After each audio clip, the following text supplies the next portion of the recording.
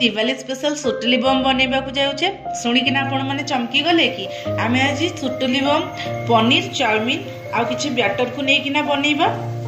तापे हमको पनीर चाउमिन आउ आधे मु लंका गुंड कॉर्नफ्लावर हलदी लुण को देकिना गोलई देछि।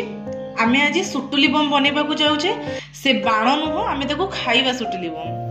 तापरे आमे चलते ये प्रोसेसटा को करबा। मु जो प्रोसेस रे करछि आपण माने सेही प्रोसेस रे करंतु बहुत टेस्टी लागिबो।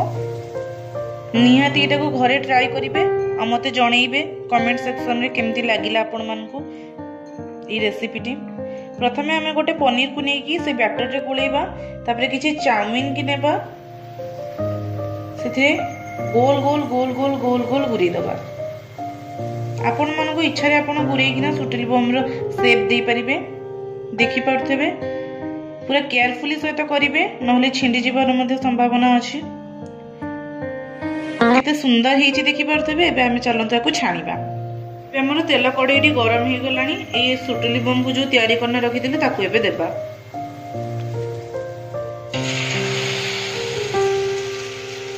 गोटे गोटे करके देबा।